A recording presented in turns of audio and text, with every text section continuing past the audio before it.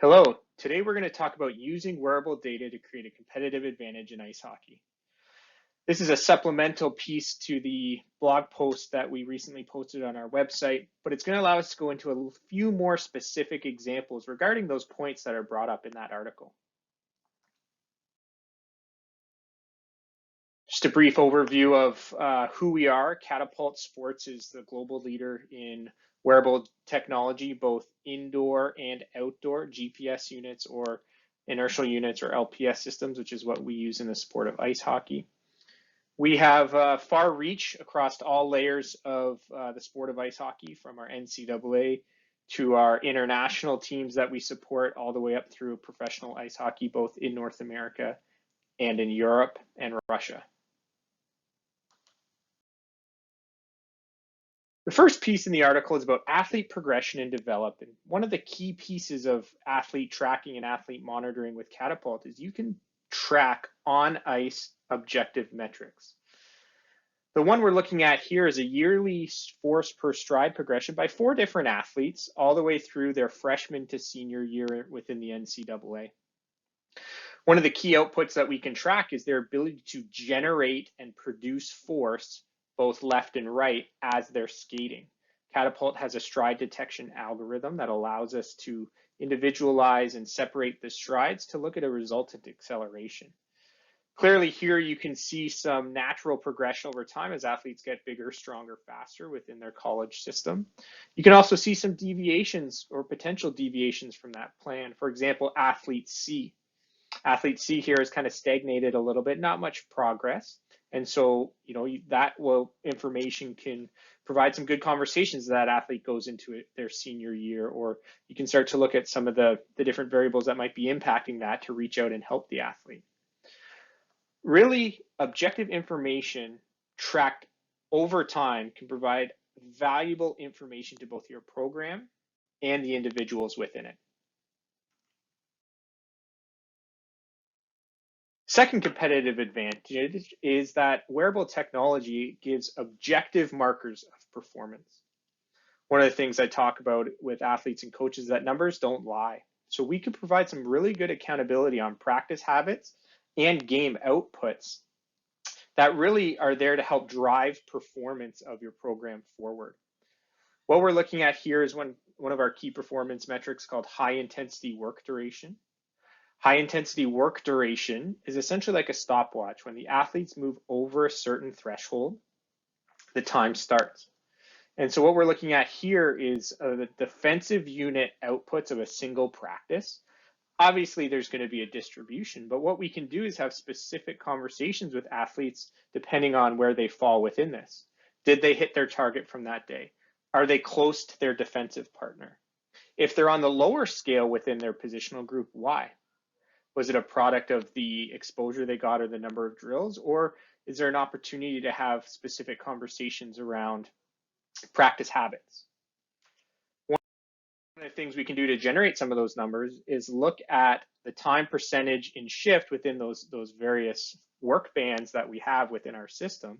So that high intensity work duration is bands 3 and 4.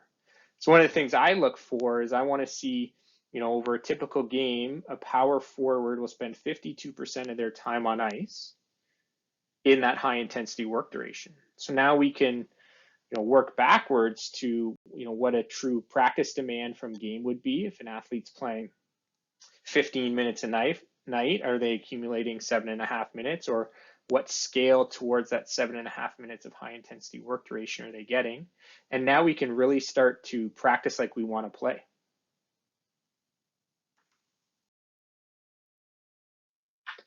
A third key piece from that article was injury mitigation. I'm a firm believer that we can do everything we can, but injury prevention from wearable technology is very hard, and it's challenging because injuries are multifactorial. What we can do is we can track, certain metrics to see what that information is telling us and what potential red flags it might be raising. Here we're looking at something called our highest band stride force ratio. So each stride an athlete takes gets bucketed into low, medium, or high force stride output. One of the things we like to track is the highest intensity output, and we want to see how far off an athlete's norm is that? We know hockey is an asymmetrical sport, so we're never striving for balance or perfect symmetry. But what I want to see is I want to start tracking, when does an athlete start to deviate from their norm? So when does that athlete fall outside that green band, which is one standard deviation off their highest force stride ratio? What we flagged here is just 3 practices in a row where an athlete, might have not been pushing so much off one leg versus the other, and it just opens up a conversation. Have a conversation with the athlete. How are their hips and groins feeling? Talk with our athletic training staff. Bring everybody into the table and say, what's going on here? Maybe we need to change something for this athlete. Maybe we need to modify something for this athlete to help them. And you can see with a little bit of an intervention, soft tissue intervention, we're able to bring that athlete back up to norm and allow them to do what they do best, which is play the sport of ice hockey. Keeping along with kind of the injury thought processes is the return to play. Objective wearable information can tell you a lot and give you a lot of information as you bring those athletes back to performance. So we can track progress. Here we're looking at a simple athlete progression through 3 weeks or 23 days.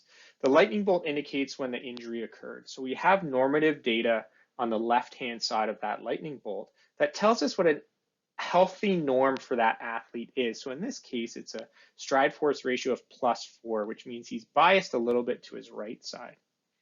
Clearly, you can see that gap widen as the athlete deals with the acute injury in their return to skate piece. And then when we start to accelerate our return to play or that return to performance in the green box, we try to normalize that and try to bring that data close together. And we can track that. And while it's still off their norm, at its peak, I think it was +26 for this athlete, but we're starting to move back to normal. And then you can see as they start to get back into performance and towards the end of that return to play, we've closed that gap. We've brought that athlete back closer to their healthy norm. And so now we're not relying on an athlete's subjective opinion or how they feel. We know athletes want to get back to the ice and back to competition as quick as possible. But now we can use their output data to help drive some of those decisions and drive that return to play process objectively. And there's, as I mentioned earlier, numbers don't lie. And so there's no faking it anymore. And so now we can really look and watch and help these athletes progress back. The final piece I want to talk about is schedule planning. One of the key pieces of when you're working on your daily, weekly, or monthly plans is, once you've planned the work, then you have to work the plan. And so are you hitting key objective measures of volume and intensity? And more importantly, how are you balancing that or changing that? This is a simple schedule that I've helped build for one of our NCAA college programs. The nice part about a college program is we know when their games are and we can adjust our week accordingly based off the goals, the technical, tactical, or organizational planning goals that the coaching staff have, which you can see there written in red. And then we can use the variables of volume and intensity to change what we do on a daily basis. Sometimes it's called tactical periodization, sometimes it's called undulating periodization. But once we know what we can measure and monitor from a volume and intensity perspective, then we can play with those variables to maximize our performance. So one of the things here, the first box is a volume estimate, so high, medium, or low. And then the box on the right is our intensity metric, so low, medium, or high. There's always going to be an interchange. One of the things that I like to do as a practitioner is front load my volume. And as we get closer to the games, that shifts. And now we want to peak our intensity. So based off those goals written in red of the day, our coaching staff, we can work with our coaches to modify or measure what we do within our drills of that day to make sure we're giving those specific targets of high, medium, low volume or low, medium, high intensity. And once we can measure it, then we know if we hit the target. So did we hit what we wanted to do on a Monday? If we did, great, let's proceed as planned.